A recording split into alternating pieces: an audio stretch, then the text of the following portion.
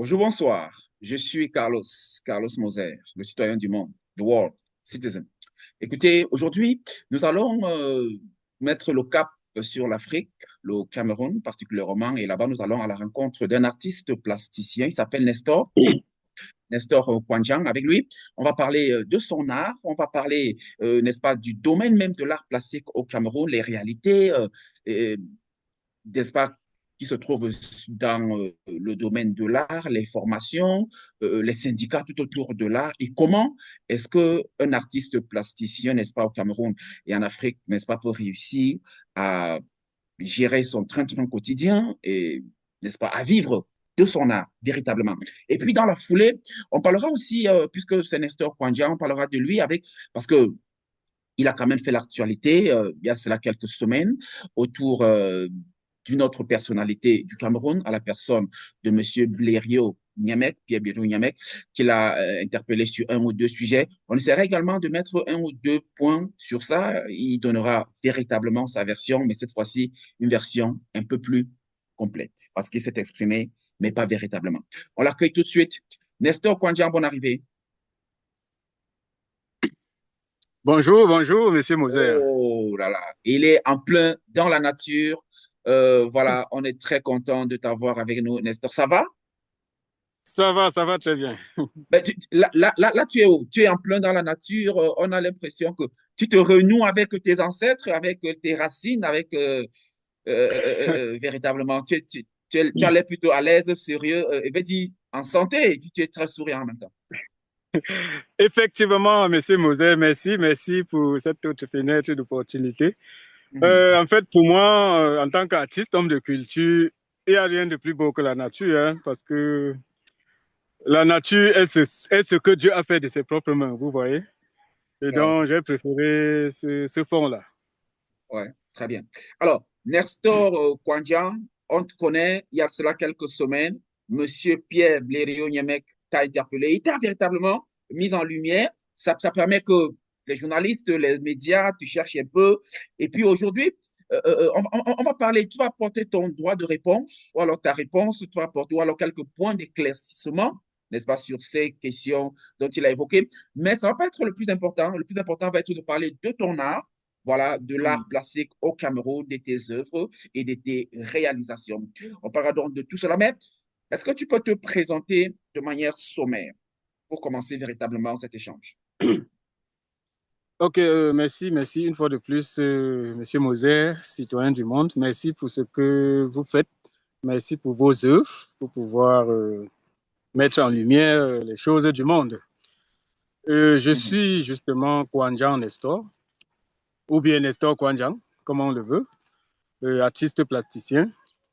Thème que beaucoup de gens, surtout ici en Afrique, ont du mal à cerner.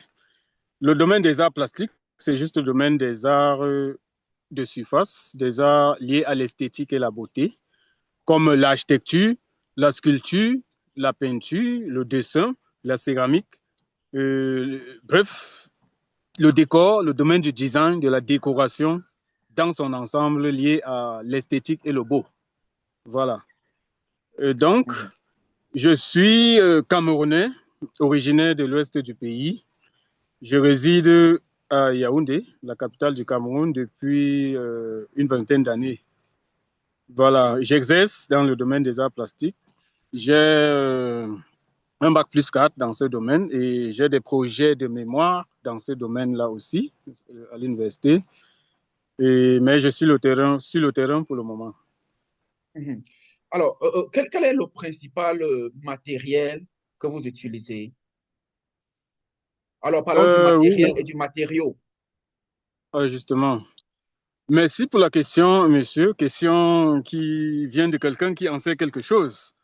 Voilà, il faut déjà commencer par établir la différence Oui, entre comment? le matériau et le matériel. Le matériau étant la matière première qu'on utilise pour créer une œuvre, tandis que le matériel est l'objet qu'on utilise pour travailler l'œuvre. Voilà. Donc, pour faire simple, la terre ou bien l'argile peut être un matériau. Et maintenant, un couteau de sculpture peut être un matériel. Vous comprenez? Oui. Voilà. Donc, ce que j'utilise comme matériau, ça peut être le bois, ça peut être la pierre, ça peut être de l'argile, de la terre tout simplement, du kaolin, ça peut être le béton, ça peut être le plâtre, ça peut être, bref, tout ce qui me tombe sous la main et qui m'inspire peut se transmuter en un objet d'art. Tandis que Mhm. le matériel, comme je l'ai dit, c'est tout simplement les outils multiples qu'on utilise pour travailler une œuvre d'art, pour travailler un matériau, justement. Mhm. Alors, parlons donc de ton parcours. Comment est-ce que tu en es arrivé là? Tu es parti de ton L'histoire est longue, mais village je vais essayer natal de... jusqu'à aujourd'hui. Mhm. Pardon? Mhm. Vas-y, vas-y. Donne ton parcours. Oui, je disais l'histoire est longue, mais je vais essayer de simplifier au maximum. Depuis la tendre enfance, l'on m'informe, voilà, mes parents et mes aînés m'informent que depuis mes 3 ans, je griffonnais déjà beaucoup, je faisais des choses derrière la maison, derrière notre case dans le village Bazou, à l'ouest du Cameroun. Moi-même, j'ai des flashs de mémoire que je faisais des trucs, je prenais les boîtes de sardines, je faisais des briques de terre, j'essayais de construire des trucs, je faisais de ces choses, voilà. Et je touchais presque à tout, le bambou pour fabriquer les voitures, les patins, les choses comme ça. Au fur et à mesure que je grandissais, j'augmentais un peu mon champ d'expression. C'est d'ailleurs la raison pour laquelle les parents ont eu l'inspiration de m'orienter dans ce domaine-là. Ils ont commencé par me faire suivre une formation en menuiserie dans la SAR du village. Et donc, j'ai eu une attestation de formation en menuiserie.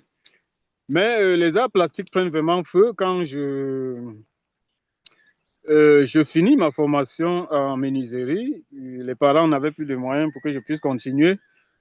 J'ai donc Mhm. commencé vraiment à bricoler sérieusement à la maison. Je faisais un peu de tous les cartes de vœux, les cartes postales, les petites sculptures, les dessins multiples.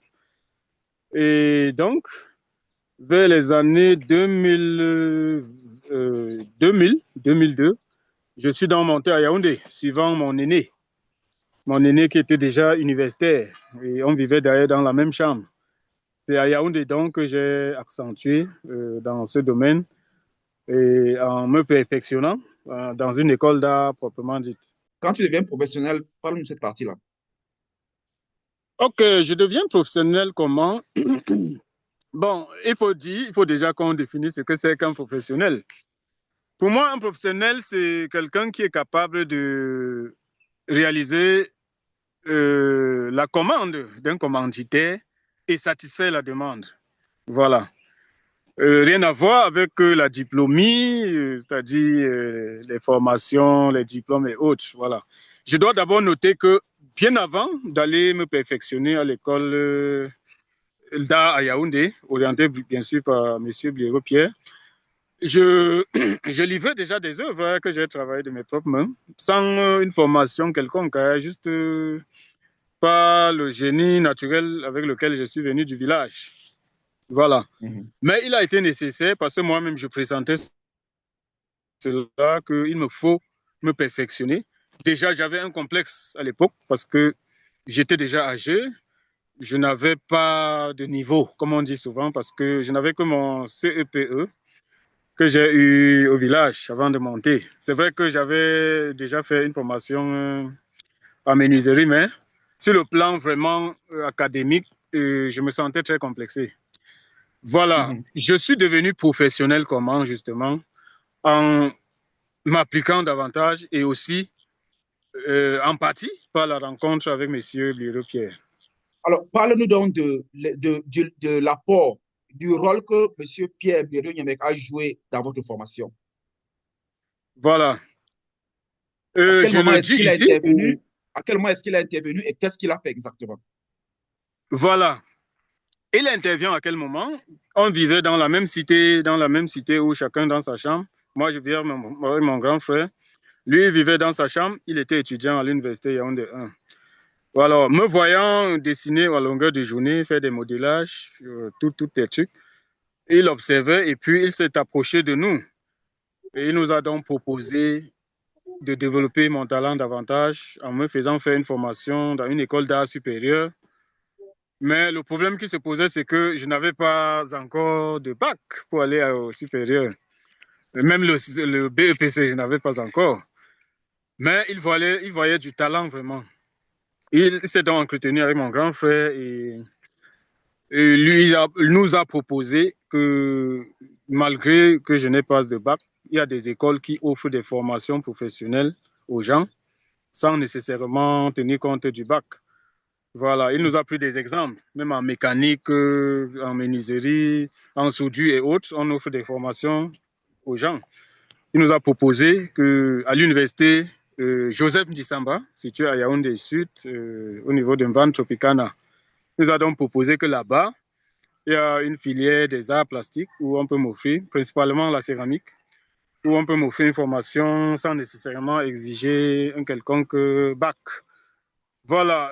Et donc, mon grand frère s'est inquiété. Il était intéressant. Il était intéressé, bien sûr. Mais il s'est inquiété parce que on peinait à vivre, voilà, les moyens financiers et tout. Qu'est-ce qu'on devait faire? Le même Blériot Pierre nous a donc proposé que non, il peut se mobiliser pour se renseigner, nous orienter jusqu'à ce que le Fonds national de l'emploi puisse financer ma formation dans cette école-là. Ce qu'il a fait, justement. Il s'est vraiment mobilisé, il s'est mis à disposition et ça s'est fait. Le Fonds national, à travers son canal, a financé ma formation dans cette école-là où je me suis formé de 2003 à 2006. Mhm. La formation était où? Dans quelle école? Pardon? La formation, c'est dans quelle école au Cameroun? Je l'ai dit à l'Institut Samba supérieur. Ok, très bien. Donc, Et après, donc, ta formation, c'est-à-dire que c'est lui qui finance, et puis après ta formation, tu fais quoi? justement, parce qu'il faut, au fur et à mesure qu'on avance, il faut bien qu'on lève les polémiques. Parce qu'il y a justement dans sa sortie, il y a une polémique qui veut savoir s'il a financé ma formation ou s'il ne l'a pas financé. La polémique n'a pas lieu d'être parce que ce qu'il a fait, c'est de mettre ses relations en jeu, mettre sa disposition en jeu, m'orienter jusqu'à faire que le Fonds national de l'emploi finance ma formation dans cette école-là. Voilà, Mais voilà ce qui s'est passé. tu sais que parfois, un numéro de téléphone est plus important que de l'argent, hein. C'est-à-dire que dit qu'il a mis ses relations en jeu, il ne faut pas minimiser ça. Parfois, un numéro de téléphone Non, est plus important que l'argent. ça, c'est clair. Voilà, je n'ai jamais minimisé cela. Je commence toujours par reconnaître cela. Ce n'est pas une façon de minimiser, c'est juste une façon pour moi, peut-être c'est mon expression qui n'est pas peut-être la bonne, mais c'est une façon pour moi juste de dire exactement ce qui s'est passé. Voilà. Ça, je lui ai toujours été reconnaissant de tout ça. Donc, Ok. il l'a fait et j'ai fait ma formation. Et puis, net après ma formation, j'ai été recruté. J'ai commencé à côtoyer des entreprises d'art et tout. J'ai même fait un stage à l'Institut des Oui, oui, Beaux-Arts de Balmayo. oui, on pourra revenir peut-être sur ça. Alors, est-ce Oui. qu'il y avait une condition pour qu'il t'envoie en formation? Est-ce qu'il y avait, tu devais le rembourser, tu devais faire quelque chose pour lui? Est-ce qu'il y avait une condition qui vous avait fixé, une base, bien c'était vraiment pour rien dans l'innocence totale? Non, non, non. À ce que je sache, il ne nous a pas exigé quelque chose. Il ne nous a pas rien exigé. Il nous a dit qu'il nous apporte de son aide, qu'il nous apporte de son orientation. Bon, Mhm. je crois que naturellement, c'était à nous de comprendre que nous devons lui demeurer reconnaissants. Voilà. OK, Ce que on j'ai va tenté de revenir donc. faire. Alors, est-ce que Mhm. vous avez donc été reconnaissant par quelque moyen que ce soit? Je pense que oui, parce que je n'ai jamais cessé de lui dire merci pour cela. Et quand j'ai même été déjà professionnel, quand je travaillais déjà en entreprise, je ne manquais pas de le chercher, je ne manquais pas de lui faire peut-être une petite œuvre d'art que je lui apporte à la maison. Chez lui, il doit avoir mes œuvres d'art. Voilà. Il doit avoir mes œuvres d'art vraiment chez lui. C'était une façon pour moi D'accord, de lui manifester ma reconnaissance, d'accord. puisque On reviendra, d'accord. On oui. reviendra tout à l'heure pour parler surtout de votre séparation qui finalement ne s'est pas très bien passée. Et il vous accuse aujourd'hui d'être l'auteur de son licenciement de la télévision Vision 4 au Cameroun. On reviendra sur cette partie-là. Mais restons sur l'art, qui est pour moi le plus important dans cet échange. Alors, quel est, quel est quel est le type d'œuvre que tu réalises? Est-ce que tu as des limites? Est-ce que tu as quelque chose de spécifique que tu fais? Ce sont des portraits, ce sont des animaux, c'est quoi la spécificité de ton œuvre? Merci pour la question. En fait, je n'ai pas vraiment, je n'ai pas un type d'œuvre spécifique que je réalise. Voilà. Bref, je ne me limite pas l'esprit dans la création. Je fais ce qui me passe par la tête, ce qui me tombe sous la main, je travaille. Je fais des sculptures, je fais des peintures, je fais des dessins, je fais des décorations, je fais des fresques, je fais bien d'autres choses. Je fais des céramiques, voilà. Oui, oui. Et je Alors, je suis reprends de ma ma... question. Nestor, je Oui, reprends ma question. oui. Alors, lorsque tu fais ta formation à l'université, lorsqu'on vous forme à l'université pour être artiste plasticien, est-ce qu'on dit simplement artiste plasticien tout court? Est-ce qu'il n'y a pas de spécificité? C'est-à-dire, chez moi, en journalisme, par exemple, il y a le journalisme d'investigation, il y a le journalisme culturel, il y a le journalisme politique, il y a le journalisme... Est-ce que chez vous, c'est art plastique tout court et puis chacun se débrouille? Il n'y a pas eu de spécificité dans la formation? En fait, merci pour la question. En fait, dans la formation académique universitaire, justement, on ne nous limite pas l'esprit. À la base, on nous forme aux arts plastiques, tout simplement. Donc, on nous ouvre l'esprit aux arts plastiques qui regroupe tout ce que je vous ai listé dans la définition des arts plastiques. Vous comprenez? Maintenant, c'est à chaque artiste de sentir ce qui lui sied le plus. Bon, il y a les artistes maintenant qui s'orientent après la formation de base dans les arts plastiques, c'est-à-dire un peu de tout. Les artistes maintenant peuvent définir leur spécificité en fonction de ce qu'ils ressentent. Par exemple, il y a les artistes beaucoup plus sculpteurs sur bois, il y a les artistes beaucoup plus sculpteurs sur béton ou sur pierre, il y a les artistes qui sont uniquement peintres. Ils sont peintres, ils ne font pas autre chose que ça. Il y a des artistes qui sont caricaturistes, par exemple, ils ne font pas autre chose que ça. Il y a des artistes qui sont céramistes, voilà, ils ne font pas autre chose que ça. Donc, dans l'académie, on nous apprend un peu de tout ça. OK. Il y a vraiment pas de spécialisation dans les arts plastiques, dans le domaine de la formation en académie. OK. Comment se porte l'art plastique au Cameroun, Nestor? Comment se porte l'art plastique de manière générale au Cameroun? Est-ce que vous avez des organisations, des syndicats, des associations entre vous? Ça se porte comment? Et puis, qui fixe un peu les prix? Comment est-ce qu'on fixe le prix d'un portrait, le prix d'un animal? Ça se passe comment? Comment c'est organisé? Merci. Merci pour la question, Monsieur Moser. Je dois vous avouer que je suis un peu, je peux dire que je suis peut-être sous-informé dans le, c'est-à-dire le global de la gestion des arts plastiques par peut-être l'État, voilà, ou alors par les institutions appropriées, comme le ministère des Arts et de la Culture.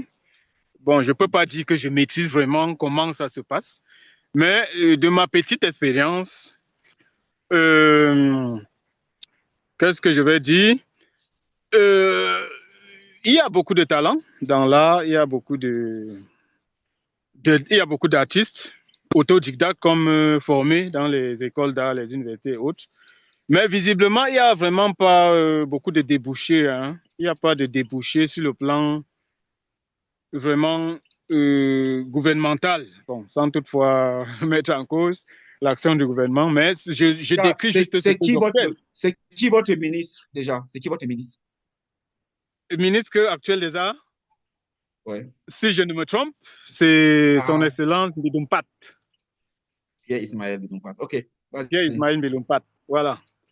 Donc, selon mes observations, je vous raconte juste ma petite expérience dans ces choses. Euh, Après ma formation universitaire, par exemple, je, je me suis confronté à la difficulté de l'emploi, par exemple. Il n'y a pas des institutions qui recrutent, par exemple, les artistes plasticiens. Il n'y a pas des institutions étatiques qui recrutent les artistes plasticiens. Bon, peut-être en dehors de l'enseignement, qui est d'ailleurs très, très, très limité, très, très réduit. Déjà, vous savez, dans les établissements secondaires au Cameroun, on n'enseigne pas les arts plastiques. Il n'y a pas des enseignants d'arts plastiques. Il n'y a pas une filière Même d'arts en plastiques technique, dans les... Hein? même dans les lycées techniques, les SAR. Non, non, ça n'existe pas. Ça n'existe pas.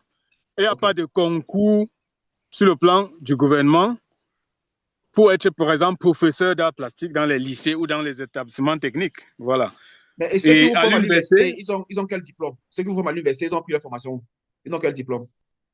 ceux qui forment les gens à l'université, Oui, à la plastique. justement, c'est où j'en venais. Et pour enseigner, pour former les gens en art plastique dans les universités, on exige que tu aies au moins un master, que tu aies au moins soutenu un master. Vous voyez? Voilà. Ce qui n'est pas toujours aisé. Ce n'est pas du pain, ce n'est pas cadeau, quoi. Donc, quand bien même on a fini de soutenir un master, ce n'est pas toujours aisé et que ça va venir comme ça. Vous voyez? Et donc, je me suis confronté donc à cette difficulté-là et je me rends compte que sur le plan global, les artistes sont obligés de se débrouiller, comme on dit souvent. Voilà, c'est-à-dire d'aller vers le public, chercher les contacts, chercher les marchés, peut-être produire des œuvres pour exposer dans les coins de rue, ou bien, je ne sais pas, voilà, pour Mhm, pouvoir vivre de leur art. Voilà, mhm. donc ça, Alors, c'est ma petite expérience. d'accord. Alors, Nestor, parlons de tes œuvres maintenant. Parlons de tes œuvres. Quelle est aujourd'hui l'œuvre la plus réussie selon toi, parmi tout ce que tu as eu à faire jusqu'aujourd'hui, plus de 10 ans quand même? Qu'est-ce que quand toi tu regardes, tu dis que ça, j'ai réussi. C'était quoi? Commandé par qui? Euh, difficile à dire, mais vous savez, je ne sais pas, l'artiste a toujours du mal à préférer une de ses œuvres à l'autre. Parce que l'artiste met de son âme dans chacune de ses productions. Mais le public est est mieux placé, voilà, pour pouvoir apprécier l'œuvre Mais de le l'artiste. Voilà. public n'est Sinon, pas ici avec nous, hein. pardon, Le public n'est pas là avec nous, c'est à toi de nous dire. voilà. Sinon, l'œuvre qui m'a le plus parlé à moi-même, c'est mon œuvre phare que j'ai intitulée Quémonde. C'est une œuvre céramique monumentale. Je disais donc, cette œuvre, je suis attaché à cette œuvre parce que on me proposait plus de 5 millions. Tenez, je ne sais pas pourquoi, parce que je l'ai travaillé avec beaucoup. Cette œuvre, à l'instant où je vous parle, est dans mon atelier, est rangée dans mon atelier. Je l'ai déjà exposée 3 fois au Cameroun et j'espère l'exposer à l'extérieur du Cameroun. Justement, j'ai travaillé sur la notion de civilisation dans son ensemble, c'est-à-dire dans, dans l'humanité, sur toute la planète, sans toutefois. Il y en a plein d'autres œuvres. Bon, je ne peux pas, peut-être si on n'a pas assez de temps, on pourra parler. Hmm. Alors, il y en a donc plusieurs œuvres. Parlons de cette œuvre qui vous a séparé avec Pierre Biedron Niamek. Il s'agit de quoi? Raconte-nous un peu l'histoire derrière cette affaire. Cette œuvre-là, justement, c'était un monument, le monument du père en la personne enfin, du Zomlo, c'est parce que c'était un chef de village, Amogo Belinga. Voilà. C'était le monument de son père. Bref, ce qui s'est passé, c'est ceci. Quand j'ai fini de travailler en entreprise, parce que j'ai travaillé dans une entreprise pendant une dizaine d'années et je n'étais plus là-bas en entreprise. J'ai donc monté un projet que j'ai présenté à mon aîné, Guéro Pierre, bien sûr, puisqu'il il travaille déjà pour le groupe L'Anecdote. Il était, je crois, chef du personnel à Vision 4. D'accord. Alors, je lui ai proposé le projet. Qu'est-ce que c'était le projet? Je lui ai proposé que j'ai vu sur les réseaux sociaux comment le boss, c'est-à-dire Amogo Belinga, a ouvert un institut supérieur intitulé ISAM, Institut des sciences, arts et métiers. Alors, la partie arts et métiers m'a interpellé. Alors, j'ai monté ce projet-là, aller lui présenter, lui dit que bon, dans le rêve de. Je rêve d'introduire cette filière-là dans l'université du Boss, même si je n'ai pas encore soutenu un master, mais je suis à l'université. Alors, je lui ai dit qu'on peut commencer par sculpter le boss en personne et puis lui présenter de façon détaillée le projet. Projet qu'il a validé, bien sûr. Et son rôle dans le projet, selon nos arrangements, était de me mener au boss, que j'expose mes œuvres au boss, ce que je sais faire. Et mon rôle à moi était de produire l'œuvre, c'est-à-dire de faire le portrait du boss, ce qui a été fait. Voilà. J'ai fait le portrait et puis il m'a amené au boss. Bon, on n'avait pas fait un deal quelconque, que peut-être, voilà, tu auras tel pourcentage et tout. Puis d'autant plus qu'on ne savait pas si on aura quelque chose. Voilà, il a joué son rôle, il m'a amené au patron. Et puis, le jour que le patron a reçu le portrait, effectivement, il m'a salué avec 1 million de francs CFA pour me féliciter. Voilà, c'était devant M. Bériot. Voilà. Bon, je ne vais pas dire dans ses sorties, parce que c'est impoli. Il dit qu'il, peut-être, il ne se rappelle. Voilà. Moi, par exemple, je me rappelle, m'appuie sur mes archives où on peut vérifier l'information. Oui, avant qu'on descende dans son bureau, le patron m'a tiré devant lui, dans le bureau du patron, et m'a montré le portrait de son père au mur. M'a demandé si je peux réaliser ça. Je lui ai dit oui, je peux le faire. Il m'a donc demandé d'aller faire le devis envoyé par M. Biero pour qu'il lui qu'il lève l'autre polémique sur la sortie de M. Biero, qui dit dans sa sortie que c'est à lui que le boss a commandé le monument. Voilà. Ce n'est pas à lui, c'est à moi, l'artiste, qu'on avait commandé le monument devant lui. Voilà. Parce que la contradiction qu'il y a dans sa sortie, c'est que comment est-ce que le boss a commandé le monument à lui et puis ce qui n'est pas quand même exact. Voilà. Là, il y a beaucoup de choses là. Voilà, parce qu'il a dit, le même lui a dit que le boss a donné l'argent du monument plutôt à moi et que le boss a commandé le monument que à lui, ce qui est quand même contradictoire. Voilà. Donc, c'est à moi qu'on a commandé le monument et le problème s'est posé lorsque j'ai fait le devis du monument. Alors, Birion, il a payé le montant parce que le montant du devis était de 14 millions de francs.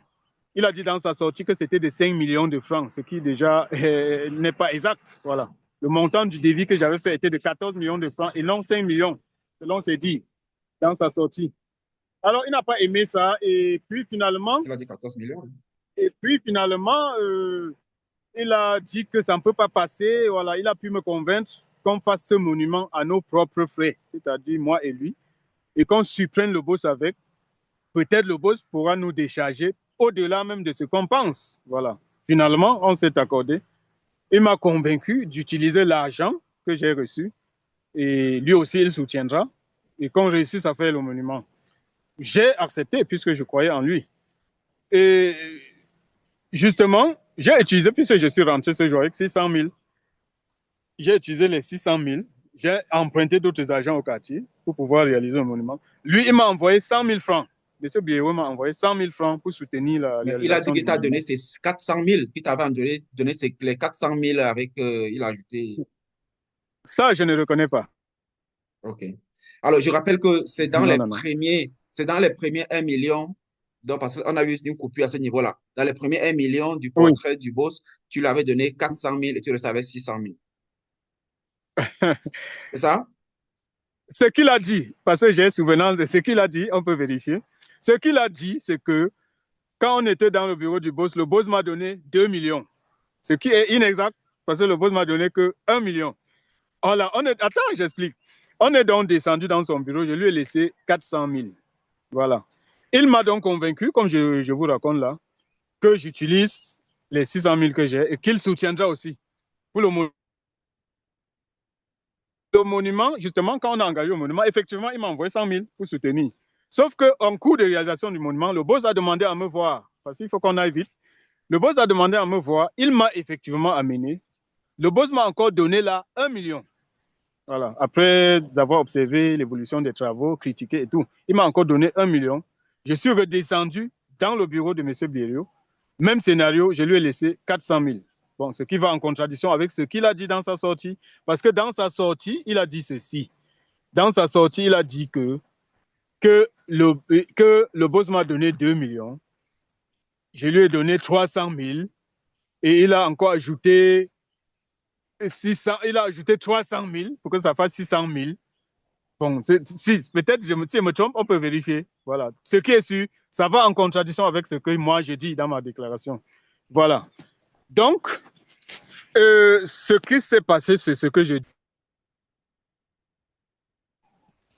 réussi. Tout allait bien jusque-là. Les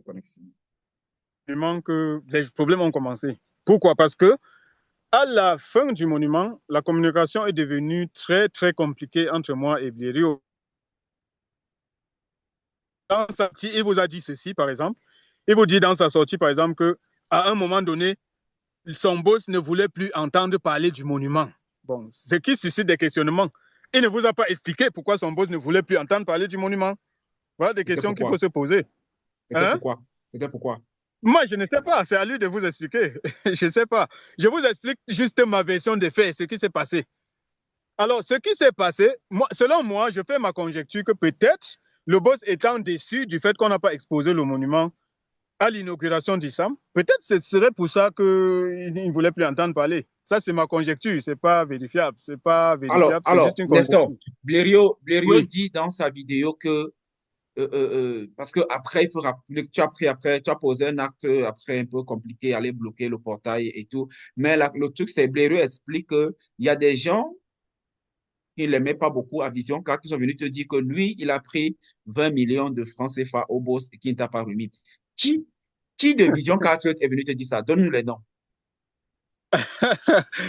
Je ne peux pas donner un nom puisque je n'en ai pas. Je ne communique avec personne à Vision 4 en dehors de Blériot. Personne. Alors, je le dis, Dieu l'écoute et les hommes l'écoutent aussi. Je ne communique avec personne, pas parce que je ne voulais pas communiquer avec quelqu'un, pas parce que je ne pouvais pas, autant pour moi, mais je ne voulais pas, parce que je suis quelqu'un de loyal en affaires. Voilà. Donc, j'ai évité de communiquer avec quelqu'un d'autre en dehors de lui. C'est même d'ailleurs la raison pour laquelle j'ai été tellement en difficulté dans la livraison de cette œuvre. J'aurais pu passer par d'autres personnes pour le faire. L'œuvre a fait des mois chez moi. J'aurais pu contacter même l'administration. C'est pas, j'aurais pu m'amener à Vision 4 et contacter d'autres gens. Voilà. Mais par loyauté, OK. je ne l'ai pas fait. OK, mais qui donc à Vision 4 t'a demandé de prendre l'œuvre, le monument, mettre dans un véhicule et venir bloquer le portail? Qui t'a donné ce Et conseil à venir Vision 4? avec. Non, Venir bloquer personne le à Vision portail. 4 ne m'a demandé de le faire. C'est moi qui ai décidé de le faire, pas moi-même. J'explique. J'ai décidé de le faire. Pourquoi? Parce que j'avais peur que Sa Majesté Amogo Belinga peut me poursuivre en justice, peut envoyer qu'on m'arrête. Alors, pourquoi? Parce qu'il m'a passé une commande, les délais de livraison sont passés, il m'a même déjà donné 1 million dans le cadre de ce travail et je n'ai pas livré. Voilà. J'ai donc pris mes responsabilités, j'ai décidé de le faire. Pourquoi? Parce que je n'arrivais plus, la communication n'était plus fluide entre moi et Blériot. Voilà, je vous épargne tout ce qu'on s'est dit et tout. Voilà, je vous dis juste, à la dernière minute, par exemple, dans nos conversations, il m'a carrément dit que je ne peux pas rencontrer son boss tant que je ne passe pas par lui. Voilà. Et que si j'ai peur de la livraison, pour la livraison de l'œuvre, que je porte l'œuvre, je vienne chez lui avec, je laisse chez lui. Le jour que son boss veut, il va lui donner lui-même. Là, j'ai pris peur parce que moi, j'étais endetté au quartier. Je m'étais endetté pour réaliser l'œuvre. Alors, donc, j'ai analysé tout ce qu'il m'a dit, toutes ses actions et tout. J'ai compris que quelque chose cloche. Alors, je suis un être humain, j'ai un cerveau. J'ai compris que quelque chose cloche L'œuvre t'a coûté combien pour réaliser? pour réaliser. Oui, t'a coûté La combien? réalisation de cette œuvre, de façon globale, parce que je ne peux plus avoir les détails, m'a coûté un peu plus de 3,5 millions. Un D'accord. peu plus de 3,5 D'accord. millions. Alors, Environ 4. Blériot explique que c'est par rapport donc à tout ce rififi autour de cette œuvre-là, finalement, il a été licencié. Donc, tu es responsable de son licenciement de Vision 4. Qu'est-ce que tu dis pour ça? Ce que je dis pour ça, c'est que c'est faux. Voilà. Voici ce que je dis pour ça. Je ne suis en rien responsable de son licenciement.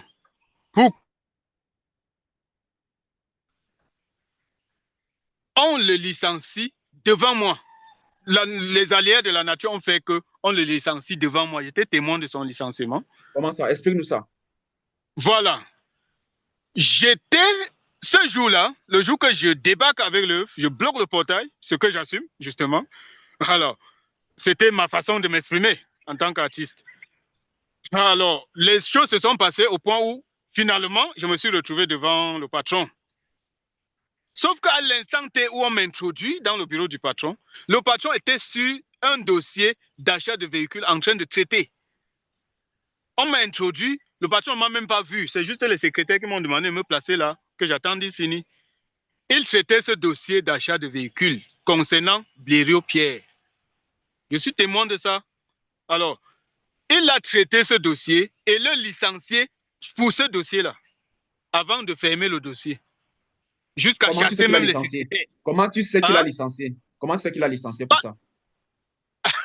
Est-ce qu'il a Parce que je dit? vous ai dit, Oui, mais je vous il le a dis, traité le hein? dossier, mais comment? Tu dis qu'il a traité le dossier, mais comment tu sais qu'il a licencié pour ça? Je vous le dis à répétition, il a traité le dossier devant moi et le licencié et fermé le dossier. Ça veut dire Vous quoi me le demandez à licencié? Ça veut dire quoi le licencié? hein? Il a dit que tu es licencié? Ou bien, Il a dit, voici ce que le boss a dit. Il a dit à ses secrétaires que faites-moi monter monsieur Blériot pour qu'il vienne m'expliquer si c'est lui qui achète les voitures dans cette entreprise. ça veut dire que tu es Vous dans le faites bureau tout. du boss. Attends, tu es dans le bureau du boss avant lui? Tu es entré avant lui dans le bureau Et du boss? je suis entré là-bas. Il n'est même pas entré ce jour dans le bureau du boss. Je suis désolé, il n'est pas entré. Attends, Parce tu dis que, que c'est devant toi qu'on l'a licencié. oui, Entre mais lui, il entre n'était pas là. Bléreux et toi, entre Bléreux et toi, qui est entré dans le bureau du boss en premier ce jour-là? Je ne sais pas si en matinée il est entré avant moi, mais ce que je sais, c'est que quand on m'a fait monter dans le bureau du boss, il n'est pas Oui. entré dans le bureau du boss jusqu'à ce que je sorte du bureau du boss. Vous comprenez? À qui donc on parlait de la fête? Le boss parlait de la fête des voitures avec qui? Dans le bureau, le jour Avec quand ses, tu étais là, avec les avec secrétaires. ses secrétaires. Avec ses secrétaires. OK. C'est à ses secrétaires. Le boss grondait ses secrétaires. Il disait, vous faites tout dans cette entreprise, sauf le travail que vous êtes demandé de faire. Depuis quand c'est monsieur X, c'est-à-dire Blériot, qui achète les voitures dans cette entreprise? Faites-le moi monter. Il a donc demandé à ses secrétaires de le faire monter. OK. Ils sont donc allés, elles sont allées et ne l'ont pas trouvé parce qu'elles sont revenues dire qu'il n'est pas là, qu'il est allé en mission en ville. C'est là où OK. donc c'est à cet instant précis que le boss décide de le licencier. Il dit Qu'est-ce à qu'il a ses dit? secrétaires que, Qu'est-ce... OK, vas-y. Qu'est-ce qu'il a dit?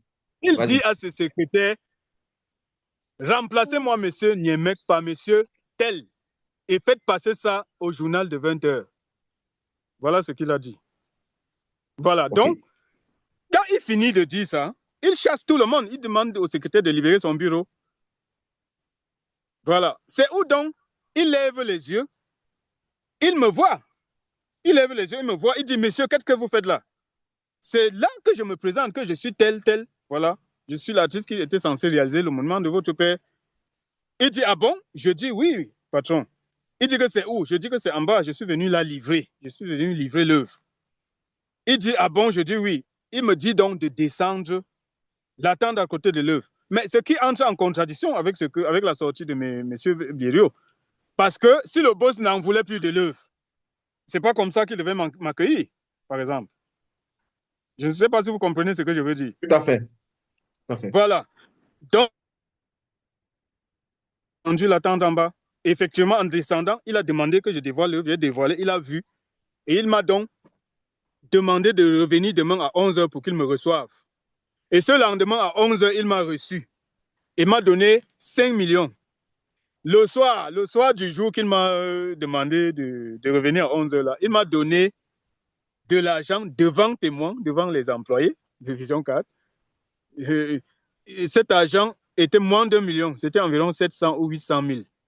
Voilà, c'était devant témoins. Tout le monde peut témoigner de ça. Ce qui entre en contradiction avec la sortie de Blériot parce qu'il dit que le même soir-là, le boss m'a encore donné 2 millions. Voilà, ce qui entre en contradiction avec. Voilà. Le lendemain, justement, le boss m'a donné 5 millions. Voilà, voilà ce qui s'est passé. Alors, Voilà, autre question. et maintenant, comment Bléreux est au courant qu'il a donné l'argent? Comment tu remets Parce que là, tu ne parlais plus avec Blaireau, c'était la tension, vous ne parlez plus, vous n'étiez plus en contact, il ne te répondait plus. Comment vous vous remettez en contact pour parler maintenant de 5 millions jusqu'à ce que tu le promettes que tu as donné sa part? Elle m'a appelé, je crois, oui, au téléphone, que déjà on était en conflit. Moi, je ne savais même pas qu'il allait m'appeler. Oui, il m'a Oui. appelé pour me dire que où est sa part d'argent.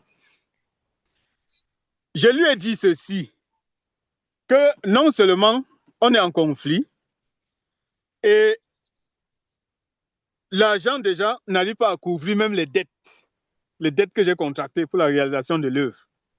Et on est en conflit. Voilà. Qu'est-ce que tu penses que je peux bien faire? À toi, à ma place, qu'est-ce que je dois faire? Je lui ai dit que Non, je non, vais Nestor, réfléchir. Nestor, Écoute, écoute. Nestor, Oui, attends, oui. l'argent ne pouvait pas. Tu as déjà pris 2 millions, on t'a donné encore 800 000, plus 5 millions, et l'œuvre a coûté 3 millions. Donc, tu ne peux pas dire que tu es perdant. Alors que l'œuvre a coûté 3 Non, millions, tu es à plus de 8 millions. Donc, écoutez, tu peux pas dire que tu es perdant. écoutez la chronologie des événements. Écoutez bien. N'oubliez pas que le débit de l'œuvre était de 14 millions. Vous comprenez? Ça, c'est le Oui, débit que mais, j'assume. oui, oui. Attendez, c'est le débit que j'assume. 14 millions. Voilà, je peux m'expliquer de façon cohérente et personne ne contredit ça. Voilà. Ce devis déjà n'a pas été payé. J'ai dû utiliser tout le matériel, le stock de mon matériel que j'avais, plus maintenant les dettes que j'ai contractées Tu avant as de dit que pouvoir dépenser. l'œuvre t'a coûté 3 millions. Donc, avec tout ce que tu dis là, c'est 3 millions, le coût de l'œuvre. Non, non, Ça peut être non, non, 14 non. millions, on est d'accord, mais il veut dire que la réalisation peut être 3 millions et même tu vas même à 100 millions, c'est ton problème. Mais le problème, c'est que tu nous as dit tout à l'heure dans la même interview, tu que l'œuvre coûte 3 millions. Donc maintenant, si tu as à la fin 8 Vous, millions, tu as gagné 5 millions. vous voulez des détails, non, cher Non, non, ne monsieur détaillez pas. Moser? Non, non, ne détaillez pas. Voilà, Vous nous avez dit que voilà. l'œuvre, la réalisation, c'est 3 millions de l'œuvre. Vous avez dit ça, non? J'ai dit Réalisation. un peu plus de 3 500 000, presque 4 millions. Vous venez Je de sais ce changer, que je hein? dis. Voilà, vous pouvez revenir sur la vidéo, vous allez écouter. Bon, vous allez regarder la Voilà, et je vidéo. n'ai pas compté, si vous voulez qu'on en ait, et je n'ai pas compté là mon matériel que j'avais déjà stocké. Je n'ai pas facturé ça. Donc, je vous ai juste parlé des agents que j'ai empruntés de gauche à droite, plus les 600 000 que j'étais rentré de l'entreprise avec. Voilà. C'est ça que j'ai chiffré. Je n'ai pas chiffré mon stock du matériel. Je n'ai pas chiffré le temps de réalisation. Il y a beaucoup de choses que je n'ai même pas chiffrées. Je vous dis juste les Non, non, on n'est pas réalités. dans les détails. Non, non, la question Oui, c'est, avec tout ça là, ça te coûte combien? Tu nous as dit 3 millions. Ton temps, le matériel, tout. 3 millions. C'est ça qu'on ne peut pas savoir les oui, détails. L'œuvre a oui. coûté combien pour réaliser 3 millions? Et tu as eu 8 millions, donc tu as gagné 5 millions. OK, OK, OK. En Voilà, et fait, visiblement, je dis ça pour poser la oui, question suivante. C'est que à la fin, donc, tu proposes, tu dis à M. Niemek, je vais te donner quelque chose. Mais après, tu te retractes. Pourquoi? oui. Tu fais une promesse que tu ne tiens pas. Voilà. Je lui ai dit ceci quand il m'a demandé sa part. Je lui ai dit, parce que quand je vais expliquer, vous me coupez. Je lui ai dit que je vais faire le recouvrement de tous mes dettes. Et maintenant, s'il me reste quelque chose, je vais voir comment te l'envoyer. Vous comprenez? J'ai donc fait le recouvrement de mes dettes et autres. J'ai essayé de le contacter. Allô? Oui, je vous entends très bien. Allez-y, je vous entends très bien. Oui, j'ai fait le recouvrement de toutes mes dettes. J'ai essayé de le recontacter pour lui donner ce qui me reste en main. Mais il ne me répondait plus. Il ne m'a plus répondu. Voilà. Vous, à ma place, qu'est-ce que vous ferez?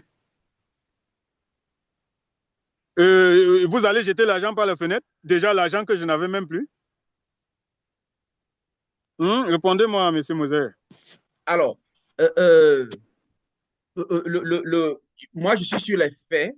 C'est que dans cette interview, vous nous avez dit que vous avez posé la question, quel était le coût de l'œuvre, votre temps, le matériel, tout ce qu'il y avait. Vous avez dit 3 millions. Maintenant, on se trouve qu'à la fin, donc, vous avez reçu en tout 8 millions. Et vous avez promis à Blaireau, je vais vous donner quelque chose. Et après, vous l'avez appelé pour lui dire, je ne vous donne plus. La question, c'est pourquoi vous avez changé d'avis? C'est-à-dire que vous n'avez plus Je n'ai pas respecté votre changé promesse. d'avis. C'est lui qui ne voulait plus recevoir ça. C'est lui, monsieur Blériot, qui ne voulait plus recevoir ça parce qu'il ne me répondait plus. Ni par appel, ni par écrit, ni par message. Il ne communiquait plus. Alors, le temps est passé. Et en plus, s'il faut entrer dans les détails, je n'ai pas reçu 8 millions. Parce que quand je raconte l'histoire, j'ai l'impression que vous ne Non, non, non. récapitulez Vous pas. avez 1 million lorsqu'il vous donne le projet, 1 million encore pour avancer quand vous lui présentez l'avancement des travaux, 800 000 Oui, en cash quand vous remettez et vous devenez le lendemain à 11 heures, vous prenez 5 millions. Ça fait en tout 8 millions. voilà. Ça fait Non, 8 non, millions. Donc c'est 7 pas 8 millions, millions. 800 000. 7 millions, 800 000. Voilà. Sans compter maintenant 400 000 que je l'ai laissé à deux reprises. Que j'ai Non, non, laissé je à dis ce Bureau que à le deux reprises. boss, je parle de ce que le boss vous a donné. On est sur ce que le boss vous a donné. Voilà. Revenons là-dessus donc. Vous aimez les détails. Le boss m'a d'abord donné 1 million pour la première fois. Oui. J'ai donné 400 000 à M. Non, Blériot. non, non. L'essence que vous avez donné. Pourquoi vous faites ce que vous avez donné? Parlez de ce que vous a donné. C'est les totaux de tout ça. Mais vous voulez qu'on entre dans les OK. détails, non? Si vous OK. citez jusqu'à 8 millions, je n'en disconviens pas. Allons donc, récapitulons. Vous allez voir donc. Voilà. Donc 8 millions, donc on enlève 4 millions fois 2. Ça On fait 6, enlève ça fait 400 800 000 000. fois 2 d'abord. 400 Hein? 000 fois 2, voilà. Voilà, il Voilà. reste. On enlève encore 200 000 parce que l'un des agents qu'il m'a donné le soir qu'il m'a reçu, c'était pas 1 million. Vous êtes c'était environ 700 ou 800 000. OK. Donc on enlève en tout 1 million alors. Il reste 7 millions. Voilà. On peut le OK. dire comme ça. 7 millions, donc Voilà. l'œuvre vous a coûté 3 millions. Donc vous gagnez 5 000, vous gagnez 4 millions. Maintenant, sur les 4 millions, les rues estiment que vous ne l'avez rien donné. L'œuvre ne m'a pas coûté, écoutez, l'œuvre ne m'a pas coûté 3 millions. Je vous ai dit un peu plus de 3 millions 500 000. Ça veut dire au-delà de 3 millions 500 000. Et maintenant, dans l'argent que j'ai reçu, déjà l'argent que j'ai reçu ne couvrait même pas la facture initiale de l'œuvre. Parce que la facture initiale de l'œuvre était de 14 millions. Peut-être vous ne comprenez même pas. La partie initiale peut Voilà. être même 100 millions, ça ne dérange pas. Vous pouvez faire l'œuvre à 200 Voilà. millions et vendre à 500 000, vendre même à 200 millions, ce n'est pas un problème. Nous, on est sur le coût, Alors, alors, la réalisation et tout. alors, Voilà. si vous le Voilà. dites, si vous le dites, ça signifie que je ne me suis pas senti recouvert moi-même, le réalisateur de l'œuvre, avant de penser à l'autre. La bonne charité commence par soi-même. Il faut qu'on Pourquoi soit vous quand avez même honnête. accepté, pourquoi sur quelle base est-ce que le PDG, Sa Majesté, le Zomloa, vous a donné 5 millions? Pourquoi vous avez accepté ça? Il ne vous a pas proposé, vous n'avez pas donné votre facture? Vous n'avez pas donné la facture? Effectivement, ce jour-là, c'est quelque chose que j'assume. Ce jour-là, j'étais très frustré parce que déjà, on avait renvoyé Blériot, ce qui ne me plaisait pas. Ça, je le dis honnêtement, ce qui ne m'a pas plu.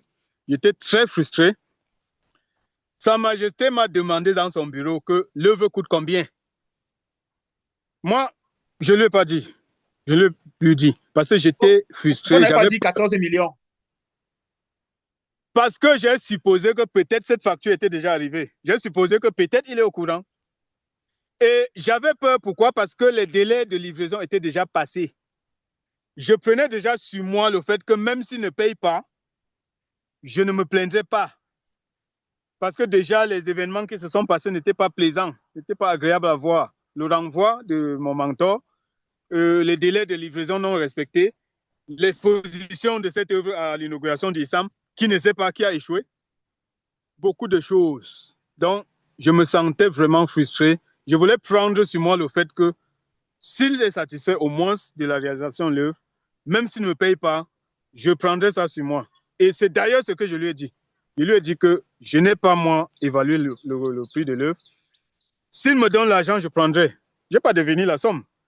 Et s'il ne me donne pas, je ne me plaindrai pas. C'est ce que je lui ai dit. Il est témoin, il peut encore témoigner de ça. Il a Alors, donc Nestor, décidé, oui, oui, ok, vas-y, vas-y. il a donc décidé de me donner 5 millions, en plus donc des autres mains levées qu'il m'a 2 donné millions en 800 cours 000. de réalisation. Mhm. Voilà, c'est ce qui s'est passé là-bas. Alors, aujourd'hui, essayons d'établir les responsabilités. Selon toi, dans cette brouille-là, quelle est la responsabilité de M. Pierre Bérou-Niamey? C'est quoi sa responsabilité? C'est quoi le problème qu'il a créé? C'est-à-dire que selon toi, tu établis sa responsabilité comment? Voilà, je vais établir sa responsabilité et établir aussi la mienne, parce que Parfait. nul n'est pas fait sur terre. Mhm. Je commence par la mienne. Ma responsabilité peut-être selon le public ou selon lui, selon les personnes lambda qui observent la scène, c'est que peut-être je n'aurais pas dû m'engager à livrer l'œuvre moi-même. Peut-être j'aurais dû attendre encore. Mais moi, j'ai pris peur. J'ai pris peur d'attendre et peut-être qu'un jour comme ça, la police vient me chercher. Voilà, ça c'est peut-être, je n'ai pas peut-être attendu un peu plus. Ça c'est ma responsabilité. L'œuvre a été, tu as attendu combien de temps avec l'œuvre chez toi? Ça avait fait combien de temps? Ça faisait plus de 2 mois. De 2 mois Oh, pour la date de livre. j'avais donné la date de livraison de cette œuvre, du début jusqu'à la fin, j'avais donné 1 mois et demi. J'ai déjà réalisé, l'œuvre d'abord a traîné lors de la réalisation pendant près de 2 mois. Et après réalisation, ça a encore traîné pendant près de 2 mois encore. C'est-à-dire environ 4 mois. Vous voyez? Voilà, il y avait toutes ces pressions-là. Donc, Voilà. ta seule responsabilité, selon toi, c'est d'avoir mis l'œuvre dans le pick-up et venir bloquer le portail. C'est ta seule responsabilité. Tu estimes qu'il n'y a que ça C'est que pas tu as la fait de seule. mauvais. C'est pas la seule. L'autre, peut-être j'aurais dû le chercher où il se trouve, peut-être chez lui, n'importe où, le chercher physiquement et qu'on discute de tout ça. Ce que je n'ai pas fait. Et je ne l'ai pas fait pourquoi? Parce que il m'a dit des choses pas plaisantes dans nos conversations téléphoniques. Tu as Voilà. dit quoi? J'ai jugé inopportun de le faire, de le chercher. Tu as dit quoi? Il t'a dit Voilà. quoi? Hein? Tu as dit Il m'a quoi dit par là? quoi? Oui. Il m'a dit beaucoup de choses qui ne sont pas beaux à entendre, belles à entendre. Vraiment, je m'abstiens de le dire. Une chose. Une. Une seule. Oui. Il m'a dit par exemple que je suis un opportuniste, que je suis un opportuniste. Je vous dis les moins graves, hein, que je suis un opportuniste, que j'avais déjà vu les millions où de ma vie, que je viens dans son entreprise comme ça porter les millions, partir moi avec, que lui-même il touche combien, que lui-même son salaire c'est combien. Voilà. Il m'a dit que voilà, j'ai déjà vu les millions où voilà, ce genre de langage-là. Mais c'est quand même terrible. Nous sommes en quelle Alors, année c'est là? quand même terrible. Nous sommes Hein? en quelle année? Nous sommes en quelle année là? Nous sommes là en 2020. Bon, 2020, tu étais en plein dans ta carrière. Est-ce que j'ai envie de parler comme 2020, lui? Est-ce j'étais que déjà. Laissez-moi vous dire une chose. J'ai commencé à toucher le million dans ma carrière dans les années 2009. 2009. Donc, il y a au moins 10 ans encore avant d'arriver à 2020. Il ne sait pas combien de millions j'ai touché de 2009 à 2020. Vraiment, ça, c'est un coup de gueule. Et il ne sait pas combien de millions j'ai touché entre 2020 qu'il m'a maudit, parce qu'il dit qu'il m'a maudit. Il ne sait pas combien de millions que j'ai touché entre 2020, après l'éclatement de ce problème, à nos jours. Voilà. Mhm. Peut-être il me maudit en vertu que est-ce qu'il est Oui, Dieu? mais Il n'est pas Dieu. quand il te demande est-ce que tu as touché 1 million, c'est un peu comme pour dire est-ce que tu es entré dans un jet privé pour revenir sur- Ah, Alors, je ne sais très bien. pas. Alors, maintenant, ça, c'était ta responsabilité. Maintenant, quelle est donc la responsabilité de Biré Niamey? Sa responsabilité, je le dis clairement ici sans mâcher mes mots. Sa responsabilité est celle-ci. S'il était objectif comme moi, on aurait pu aller plus loin dans ce projet. On aurait pu gagner peut-être les 14 millions, peut-être avec bonus même. Et dans les 14 millions, j'avais envisagé lui donner 4 millions et gérer tout le reste, Ah réalisation de non, ça, l'œuvre, c'est mon le bénéfice passé. dans 10 On millions. ne peut pas prouver ça. On ne peut pas prouver ça. Avançons. On ne peut pas prouver Bon, je ça. vous dis donc ce que je pensais. Bon, On ne peut pas ce que j'ai prouver ça. fait, on peut prouver quand même, non? Sur la base de ce que j'ai fait, de la loyauté que j'ai fait jusque-là, jusqu'à ce que ça se gâte, sur cette base-là, on peut croire que je pouvais le faire. Voilà, même si on le calcule par pourcentage. Maintenant, j'avais rêvé intégrer le système d'enseignement des arts et métiers à ISAM. Il a fait foirer ça. J'avais rêvé donc, son boss m'a promis beaucoup de choses devant eux. Il a fait foirer tout ça. J'avais rêvé exposer ce monument-là à ISAM, ce qui était quelque chose de très facile à faire. Et ça devait être une très grande opportunité pour moi. Je devais gagner d'autres marchés. Parce qu'il y avait tellement de personnalités là-bas. Je pouvais gagner d'autres marchés et obtenir même des Donc, contrats quelconques. tu es en train de t'éloigner. Quelle est la responsabilité de Pierre Biré Niamey dans ce coup foireux? Tu es en train de nous égarer. C'est quoi sa responsabilité? C'est ça que je vous listais là, non? Non, tu as de Voilà, nous dire que il n'a pas tu as raté été, les projets, tu as raté ton agent. On parle de ça. Parce que tu as à demandé ce que cause tu as de raté, ce lui. que tu as raté. Non, non, Mais je veux dire, à cause de lui, non, il n'a pas bien. Il n'a pas bien managé les choses. Parce qu'il était considéré là comme mon manager. Il a, il n'a pas bien managé la chose. Puisque l'œuvre, on pouvait réaliser cette œuvre dans les délais et livrer à temps. Et cette œuvre aurait pu être financée par le devis que j'avais présenté. Il a critiqué le devis jusqu'à me convaincre qu'on réalise l'œuvre sans être financé, ce qui ne m'a pas plu. C'est malgré moi que je le faisais. Alors, Voilà ses pourquoi donc responsabilités. pourquoi après ça, tu n'as pas continué les projets que le Zomlot avait promis? Tu pouvais continuer, aller là-bas, voir les secrétaires, parler, continuer à le voir, puisque tu te connaissais déjà. Je te